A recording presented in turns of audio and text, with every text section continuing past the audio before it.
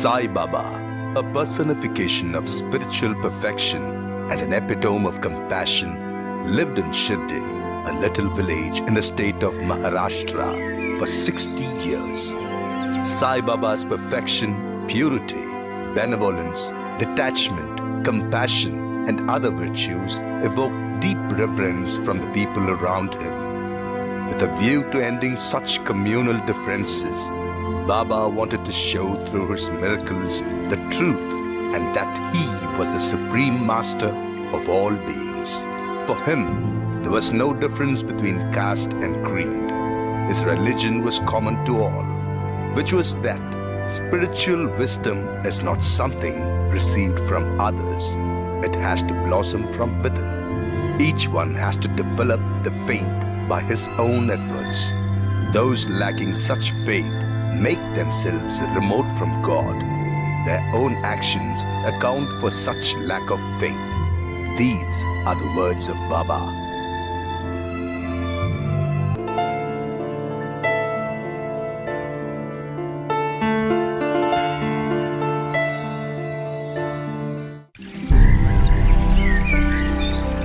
In the 19th century, in the Nizam's Maharaj dominion,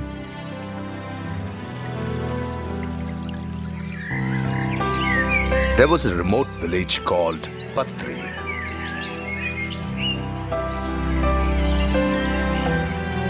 In that village, there lived a couple named Ganga Bhavadya and Devagiri Amma.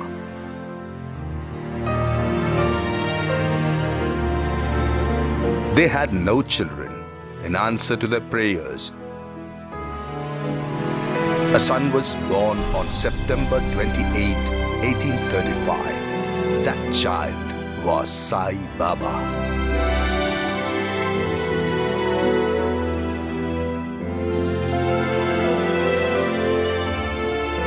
As Ganga Bhavatya developed a feeling of total detachment and renunciation, he decided to retire to a forest.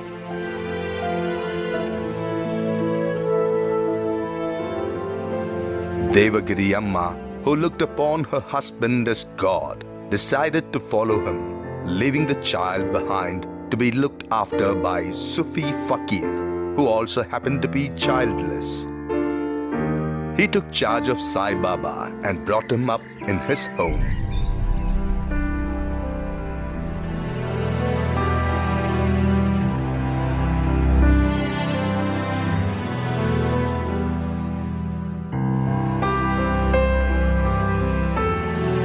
The boy stayed in the Fakir's home for 4 years.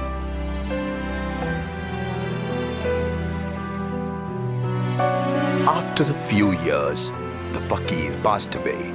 Fakir's wife took care of the child well. But Sai's behavior was different from others, and this worried the Fakir's wife. He used to visit a Hindu temple and sing songs in praise of Allah. The Hindus used to tease the boy for his misbehavior.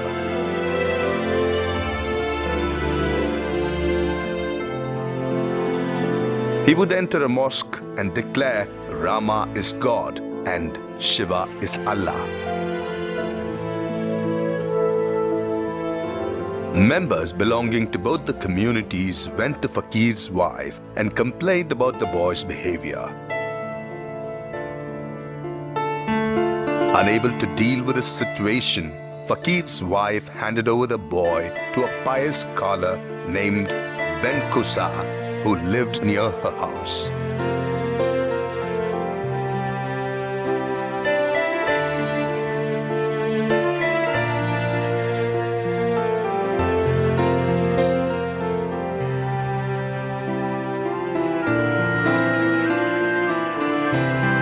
Venkusa was extremely fond of the boy. In every matter, he used to give priority to young Baba's views. Seeing this, in course of time, members of the ashram developed envy towards the boy.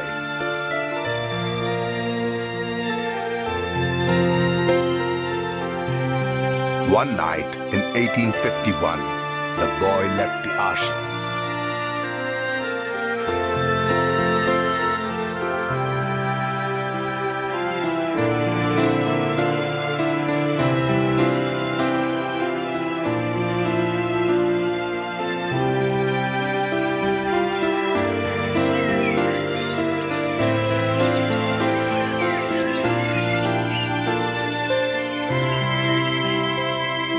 He reached Shirdi, a very small village at that time. From then on, he lived in Shirdi.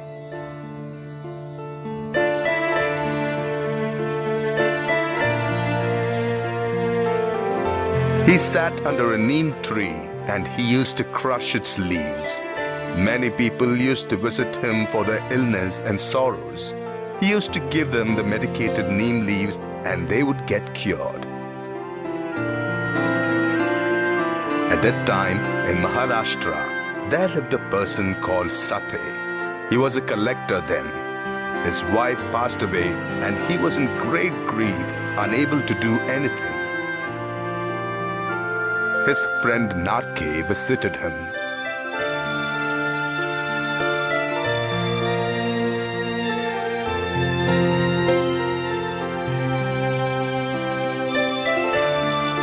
How long will you be like this? You must move out of this place. It will distract you from your present sufferings. I am not able to move from here. If you go on like this, you too will die. Come with me. I will take you to a sage who lives in Shirdi. He will solve your problem. Sate agreed and they went to Shirdi and met Sai Baba.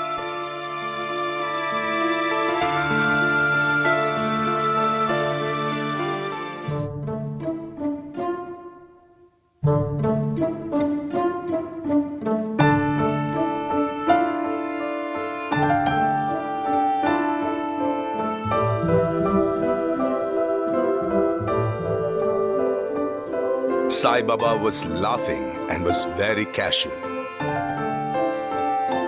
Is he a sage or an eccentric? Don't worry about anything. Bodies are like water bubbles. Don't develop any attachment to the body. Develop your attachment to the spirit within. Worries are passing clouds. Have courage. Protect your child.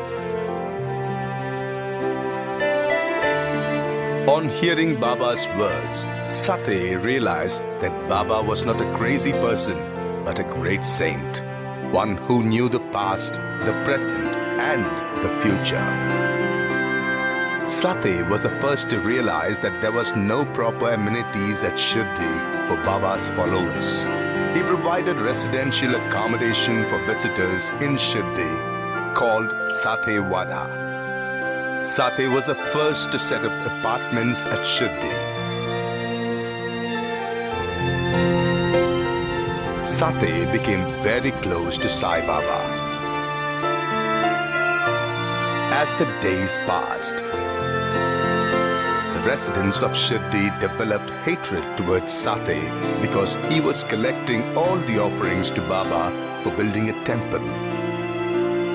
Just at that time, a silver chariot with silver horses, which was in Sate's keeping, was stolen. Sate was the principal trustee. The people of Shirdi suspected Sate of complicity in the theft. One day, one of the residents planned to strike Sate with an axe on the way.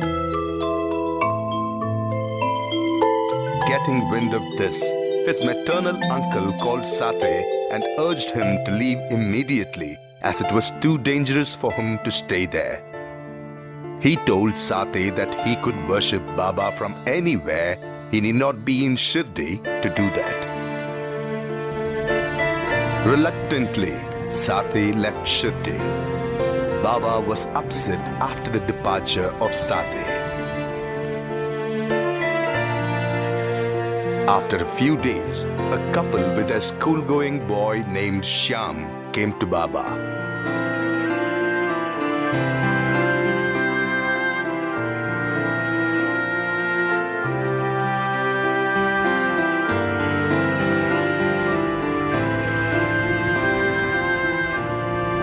Shyam took to Baba instantly.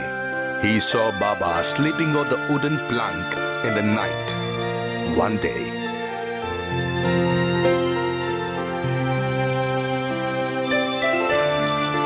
Swami, you don't seem to sleep at all at nights. You are laughing to yourself or talking. What is the secret of all this?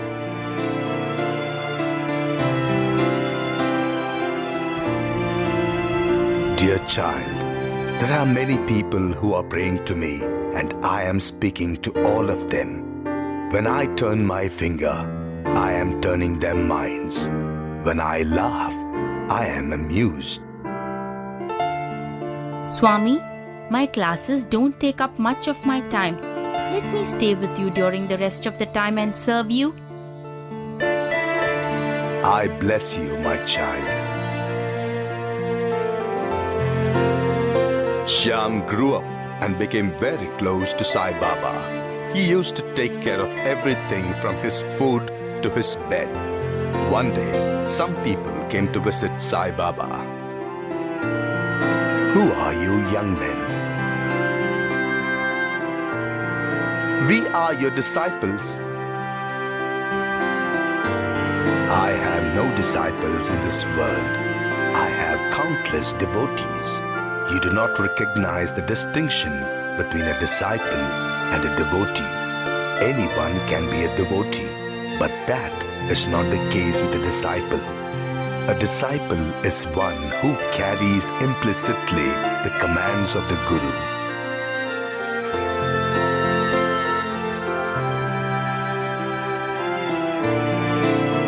Shyam was listening to everything. He felt that all these years he did not have any other thought other than Sai Baba. Baba called Shyam. Shyam, in this entire world, for me, you are the only disciple. All the others are only devotees. Shyam, with tears in his eyes, fell at the feet of Baba. My Lord, you alone are my refuge. Shyam breathed his last at the feet of Baba. Baba had never shed a tear in the presence of devotees. When Shyam passed away, he shed 3 drops of tears. Swami, why do you feel so grieved? Everything is in your hands. Dear boys, I am not grieving at all. Almost all his sins have been wiped out already. By the 3 drops I shed, the remaining sins of Shyam have been washed away.